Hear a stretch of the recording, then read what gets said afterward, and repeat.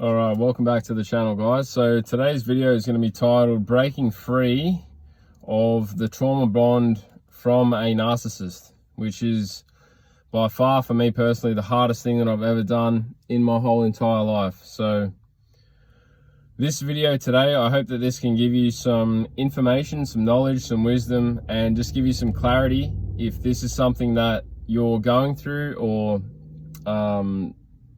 may have to go through at some stage. This is going to be a bit of a breakdown as to the things that you can expect to experience and go through. And these are things that I can tell you for a fact because they're things that I've gone through myself after having broken a trauma bond with a narcissistic parent. So I've just made some notes. I'll get into number one. So I'm going to basically go through the different stages and challenges that I faced and things that I went through. Again, as mentioned, in hopes to, give you some knowledge and some power and some insights. So number one is that, and I've just made some notes, so we'll be looking sort of down that way. Number one is understand that you can be sort of across the entire world in another country or state. And, that doesn't matter in terms of breaking the trauma bond with a narcissist. So they can still be connected to you even if you're in another country or anything like that. If they've got access to you and you feel obligated to them still in any kind of way, then you're still bonded to them. So it goes deeper than just it goes deeper than just like the physical, just on the 3D. It goes spiritually as well. So you're going to have to pretty much cut like spiritual cords in order to completely break free of the trauma bond with a narcissist. And as mentioned, this is a parent in my case, or in this case, but I'm sure that this is across the board for all narcissists, even in, romantic relationships. So that's the first thing to take into consideration, is that, as mentioned, you could be anywhere and still be connected. So the second thing is that you will have to relocate. So, if you're in the proximity or the environment, in the very, like, if you live with the narcissist basically, or they live next door or anywhere very close to you, possibly even in your street, you're going to have to actually move at some point. So just know that, like, to break the cords, you cannot be within a certain kilometer radius of the narcissist, because they just will not let it happen. And if you know what I'm talking about, you know what I'm talking about. So you will definitely have to relocate from them. You'll have to get away from them without a doubt. You will not be able to stay in the same house. You will not be able to stay next door. Maybe not in the same street, probably not in the same street even. You will need to relocate, as far away as you comfortably can, sort of depending on your life circumstances. In my case, it was about, it was only sort of 15-20 minutes away, but it was far enough away to where, I had space to be able to heal and rest and recover and, break the trauma bond, essentially. So the third thing is, so when you do relocate, you will actually experience like a come down after having been in such a toxic environment and experiencing such a massive amount of abuse, particularly emotionally and psychologically. So you can experience just a lot of cognitive dissonance, a lot of confusion. You'll replay what went on and you'll try and find sort of excuses for them, or you'll wonder if it was yourself. You'll wonder, like, was it me? Did I do something wrong? Could I have done something different? You'll start asking 1,000,001 questions. And this is just something you can experience, like, to the point where, for me personally, I actually went and got a sleep study done because I had no energy. My energy was absolutely just depleted. And now I'm 28 years old. I play sports. I'm relatively fit and healthy and strong, relatively sound-minded. And, to go from, having high amounts of energy to then all of a sudden, having really, really low energy, to the point where, like I said, I went to a sleep study professional, and I actually had a sleep study conducted on myself at the time to try and work out what in the heck was going on, because I was worried for myself. You know, I've got a wife and kids that I support and financially through my work, and you know, I was wondering, like, how am I going to be able to continue to do that if my energy is just so low? You know, I was eating right, I was sleeping right, I was, you know, I was ticking all the boxes in as much as, you know, getting outside. I was doing all the right things. I was hydrated, but I was just absolutely drained. And what I realized was I also got a blood test done. And so the results from the blood test and also the sleep study were that I was fine. There was nothing there. There was nothing sort of physically wrong with me. But I realized it was a spiritually, you know, it was a come down after having been involved in such an abusive and toxic environment for so many years. Basically, you know, the best part of my whole life.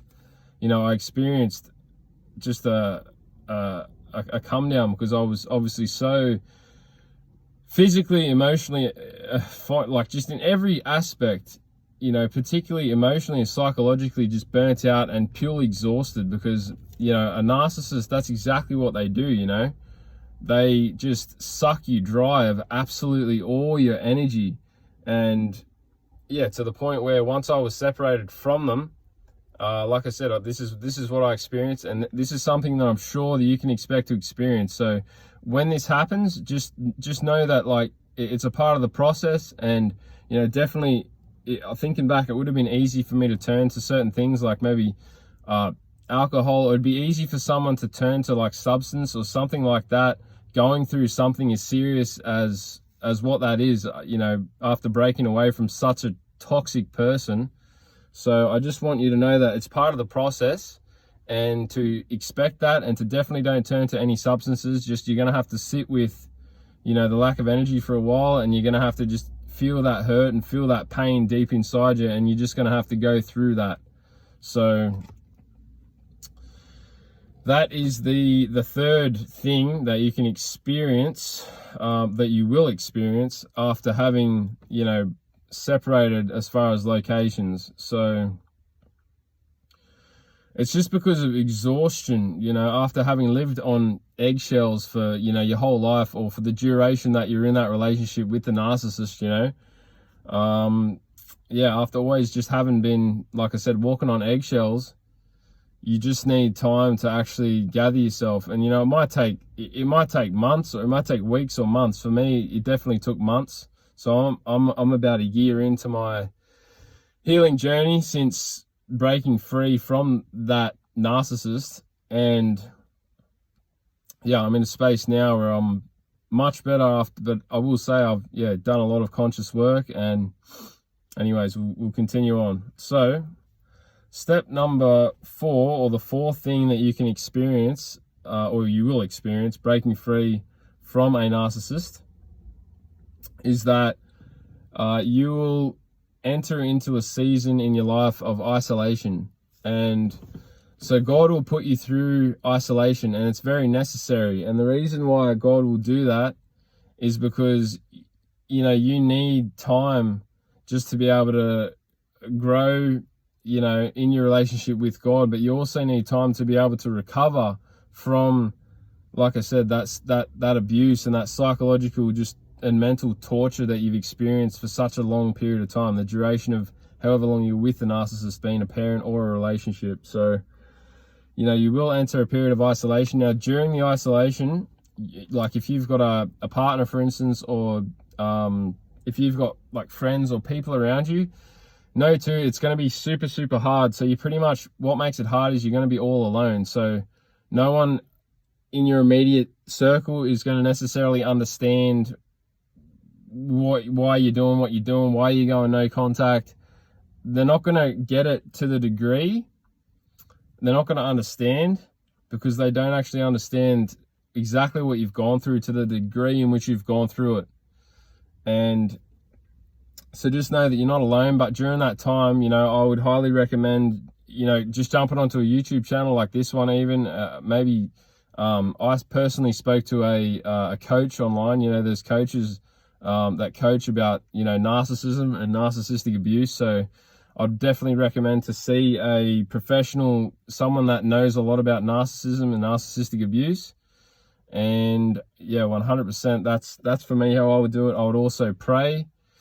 I would pray and I would fast, and I would try and for me personally, I actually went completely sober. I've been sober for the whole past year, so I haven't drank a drop of alcohol, because I've just wanted to really be able to process exactly what's happened and just know for 100% certainty in my mind, to be sure. I didn't want there to be any confusion or any misconceptions as to, or questioning of myself as to if I'm, if the reasons I'm doing this is right, if I should do this or not. And so you'll enter into a season of isolation. No one around you in your immediate sort of family or friends will really understand the depth of it, and just know that that's all right, that's fine. The longer that you go through it, eventually everything will, work out. The people that are meant to be in your life will be there. The people that aren't won't be. And just be really, really patient, and try not to get too frustrated. And just know it's part of the process. So definitely that's a stage. The fifth stage after breaking free of the trauma bond with a narcissist is through your initial healing stage. You're going to feel extremely sensitive to other people, their energy, and sort of like toxic spirits within them, because God will give you spiritual glasses to be able to see people just for who they really are, which is kind of scary, because you've gone from an unawakened state of consciousness to now being spiritually awakened.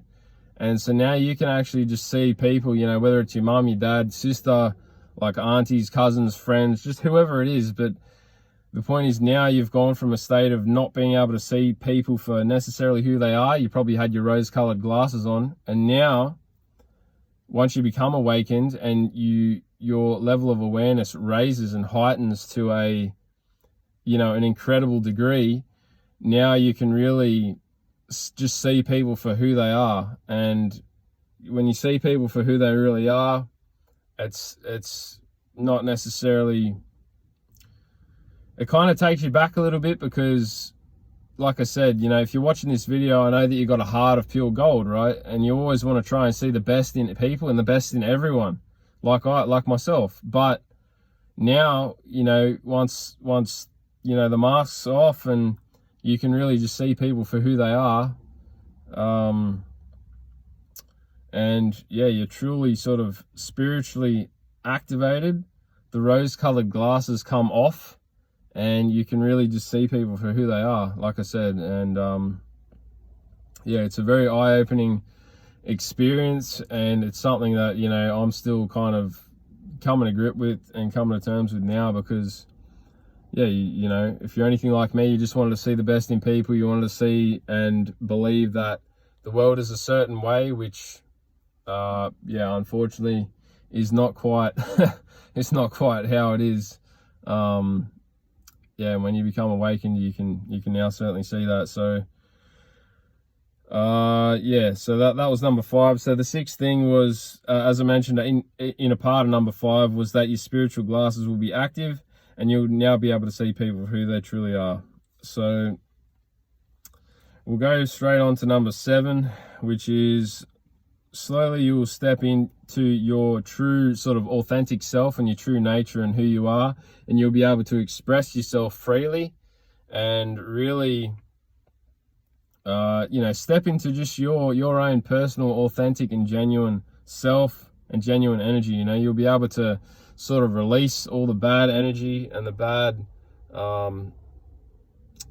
things that were sort of holding you back from reaching that higher version, that next level version of yourself.